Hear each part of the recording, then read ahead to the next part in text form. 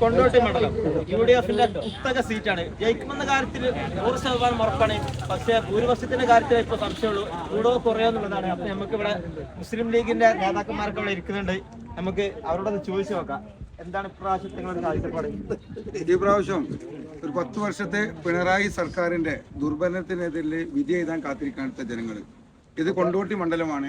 കൊണ്ടോട്ടിയിൽ നമ്മുടെ യുവത്വം തുടങ്ങുന്ന TP അഷ്റഫ് അലിയാണ് നമ്മുടെ സ്ഥാനാർത്ഥിയായിട്ട് ഇവിടെ വന്നിരിക്കുന്നത്, മത്സരിക്കുന്നത്. റെക്കോർഡ് ഭൂരിപക്ഷത്തിൽ കൊണ്ടോട്ടി ഇതുവരെ കണ്ടില്ലാത്ത ഏറ്റവും വലിയൊരു ഭൂരിപക്ഷത്തിന് കൊണ്ടോട്ടി മണ്ഡലത്തിൽ TP അഷ്റഫ് അലിയെ തെരഞ്ഞെടുപ്പാണ് കേരളത്തിൽ യാതൊരു സംശയമില്ല. UDF വലിയൊരു ഭൂരിപക്ഷത്തിന് അധികാരത്തിൽ വരും. 100ന്റെ മുകളിൽ സീറ്റിൽ UDF അധികാരത്തിൽ വരുന്നതാണ് സർവേകളൊക്കെ സൂചിപ്പിക്കുന്നത്. യാതൊരു സംശയമില്ല, ഈ സർക്കാരിനെതിരെയുള്ള വലിയൊരു തിരിച്ചടി ഇന്ന് കേരളത്തിൽ ജനങ്ങളെ വിജയിക്കുകയാണ്. അതിൽ കൊണ്ടോട്ടി മണ്ഡലം ഒരുപാട് ഭൂരിപക്ഷത്തിൽ ഈ സർക്കാരിനെതിരെ വിധി എഴുതാൻ പോവുകയാണ്. ചരിത്രം ആവർത്തിക്കുമെന്ന് തന്നെയാണ് LDF പറയുന്നത്. കൊണ്ടോട്ടിയിലെ LDF-ന്റെ പ്രവർത്തകരോട് നമുക്കൊന്ന് ചോദിച്ചു നോക്കാം. മെയ് 4-ന് വോട്ടെണ്ണുന്ന ദിവസം കേരളത്തിൽ ഈ 10 വർഷക്കാലം തുടർച്ചയായിട്ട് ഭരിച്ച ഇടതുപക്ഷ ജനാധിപത്യ മുന്നണി തന്നെ വീണ്ടും അധികാരത്തിൽ വരും. ഒരു ദുരിതകാലത്തിലേക്ക് തിരിഞ്ഞു നടക്കാൻ, ഉമ്മൻചാണ്ടി സർക്കാരിന്റെ കാലത്തെ ദുരിതകാലത്തിലേക്ക് തിരിഞ്ഞു നടക്കാൻ കേരളത്തിലെ ജനങ്ങൾക്ക് താല്പര്യമില്ല എന്നുള്ളതിന്റെ ഒരു റിസൾട്ട് ഈ മെയ് 4-ാം തീയതി നമുക്ക് കാണാൻ കഴിയും.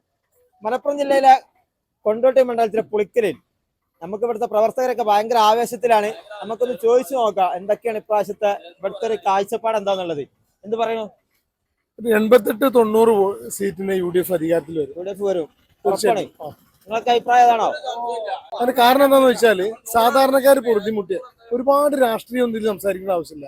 അല്ലാതെ തന്നെ സാധാരണക്കാർ ബുദ്ധിമുട്ടി ഒരുപാട് പെൻഷനും കാര്യങ്ങളൊക്കെ കൊടുത്തു. അതിന്റെ പെൻഷൻ ആര് കൊടുത്തു? എന്റെ മകൻ ഭിന്നശേഷിക്കാരനാണ്. ഈ കൊല്ലം അവന് പെൻഷൻ കിട്ടിയില്ല. എന്തിനേറെ പറഞ്ഞത്? എന്റെ മകൻ ഭിന്നശേഷിക്കാരനാണ്.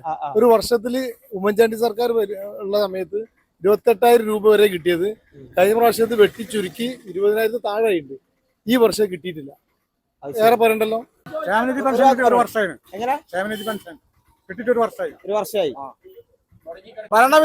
എതിർ വികാരം നല്ലോണ്ട്.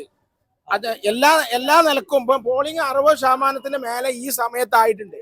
പോളിംഗ് ശതമാനം 60% മേലെ വന്ന് അത് തന്നെ ഉറപ്പാണ്. ഭരണ വിരുദ്ധ വികാരമാണ് കൂടുതൽ ഉള്ളത് എന്നുള്ളത്.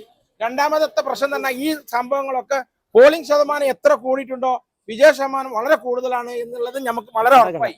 അപ്പോ കാത്തിരുന്ന് കാണാം നമുക്ക്. മെയ് 4-ന്റെ സൂര്യന്റെ പൊൻപുലരി ആർക്കു വേണ്ടി ഉദിക്കുമെന്നും ആർക്കു വേണ്ടി കത്തിച്ചൊരിക്കുമെന്നും.